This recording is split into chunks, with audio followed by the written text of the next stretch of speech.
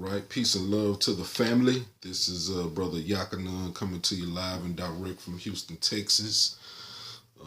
As most of y'all know, I just went through a serious incident, life-changing incident to where, man, I could have lost my life.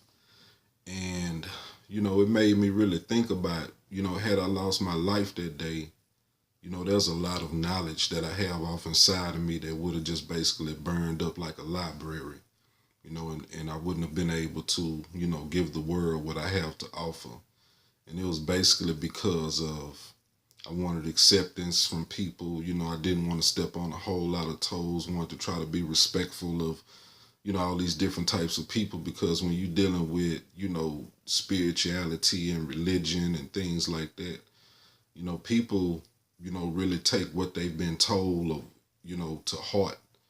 And, when you begin to destroy, and break down somebody's foundation, it can cause problems between friends. I've had friends I haven't talked to in a while. We stop talking because we get into conversations, about different things. And, I used to be a person that spoke from a standpoint of I thought I knew what I was talking about at one point in time. Then at the end of the day, man, I found out, I was spreading a bunch of stuff that I just shouldn't have been talking about because I had no clue.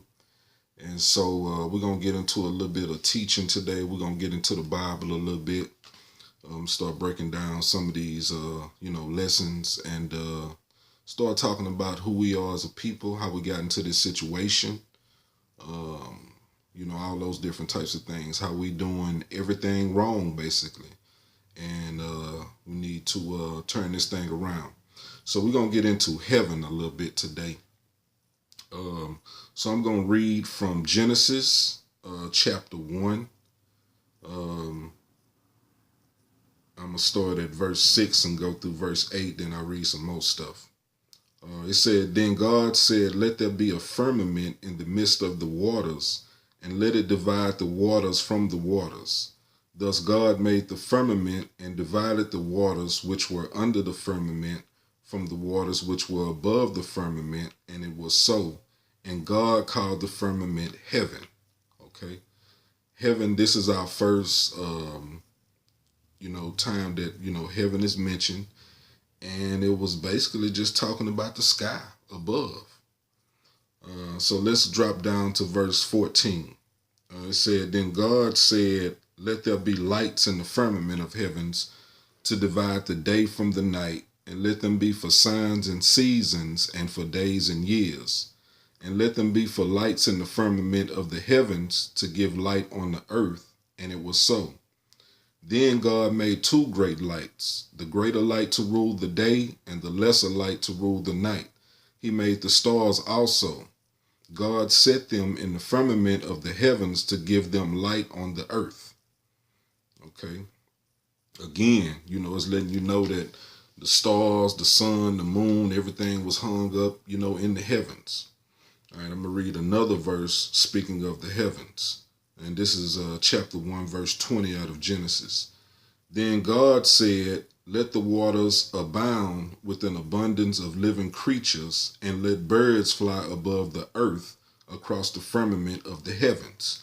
Again, it's just another example. The stars, the moons, the birds. This is where heaven was originally at.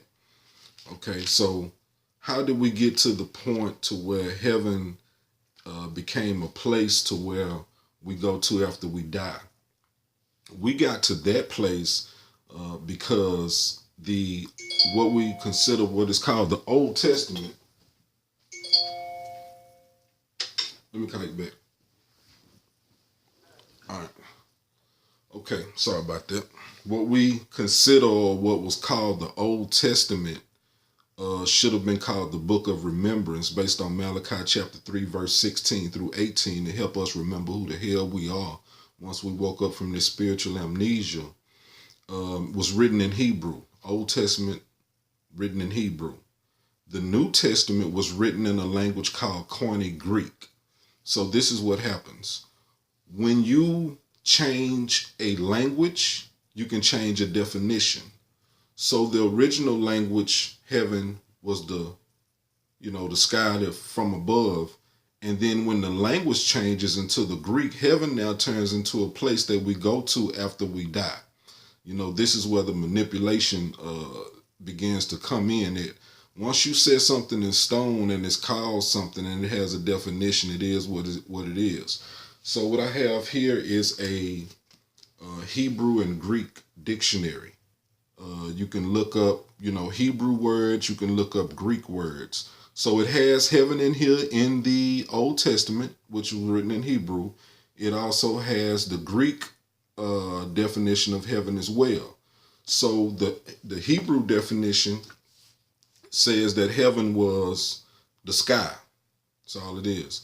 When you get to the New Testament and you look up the Greek definition of heaven, it says in the present life, heaven is the region of the spiritual citizenship of believers. So it went from, the sky to a spiritual citizenship of believers right before your very eyes. But if you're only listening to what your pastor say, you'll never know any of this information at all whatsoever. Okay, so let's go to the next lesson on heaven. Let's go to the 10 Commandments in Exodus. Is it 19? Let me get to it here. Tell me, take your time, Pastor. Take your time. Oh, I'm sitting up here tripping, man. All right. I'm going to be teaching something. I can't find it. All right. We're going to go to Exodus chapter 20.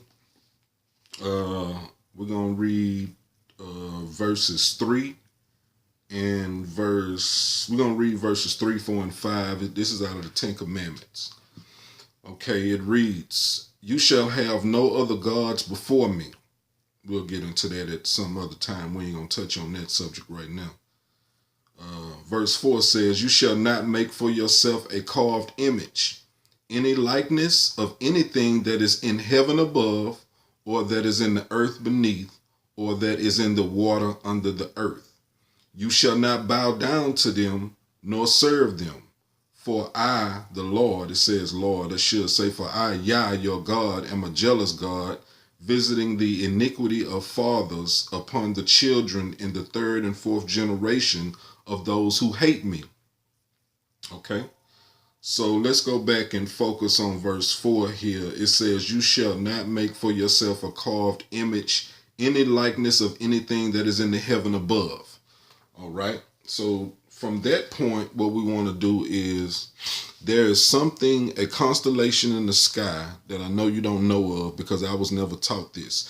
This is heaven up in the sky. There's a constellation in the sky called the Southern Crux. Go and Google it and look at it and see exactly what it is. The Southern Crucifix or the Southern Crux. There's a constellation in the sky shaped in the form of a cross. From what the 10 Commandments told us was that we should not make any likeness of anything that is in the heavens above or in the earth beneath. And so what we have done unknowingly, we have taken a carved image from from a likeness in heaven, and we have carved it into this crucifix, and we wear it as a symbol, and we bow down to it. All right. Let's go to some more scripture to back this up right here. We're going to go into Isaiah chapter 44. And we are going to read from verse 13 through 19. All right, and this is what it reads. It says, "The craftsman stretches out his rule. He marks one out with chalk. He fashions it with a plane. He marks it out with the compass, and makes it like the figure of a man, according to the beauty of a man, that it may remain in the house. He cuts down cedars for himself, and takes the cypress and the oak. He secures it for himself among the trees of the forest. He plants a pine, and the rain nourishes it. Then it shall be for a man to burn, for he will take some of it and warm himself. Yes, he kindles it and bakes bread. Indeed, he makes a god and worships it. He makes it a carved image and falls down to it. He burns half of it in the fire. With this half he eats meat. He roasts a roast and is satisfied. He even warms himself and says, I am warmed by the fire. I have seen fire. And the rest of it he makes into a god, his carved image. He falls down before it and worships it, prays to it and says, deliver me, for you are my God. They do not know, nor do they understand, for he has shut their eyes so that they cannot see, and their hearts so that they cannot understand. And no one considers in his heart, nor is there knowledge nor understanding to say, I have burned half of it in fire. Yes, I have also baked bread on its coals. I have roasted meat and eaten it. And shall I make the rest of it an abomination? Shall I fall down before a block of wood? All right, let me basically break that down in layman's terms. The people say that the Bible is hard to understand sometimes. I'm one of the people in the world that can understand it now. There was a time that I wasn't able to understand it. It was confusing to me like everybody else, but it opened up to me one day. And so I can understand it pretty well now. What it's basically saying with that was that the Creator was going to bring us to a level and we wasn't going to have any kind of understanding at all. Stuff was going to be going on around us. We was going to be doing things. We wouldn't even have sense to know what we was doing.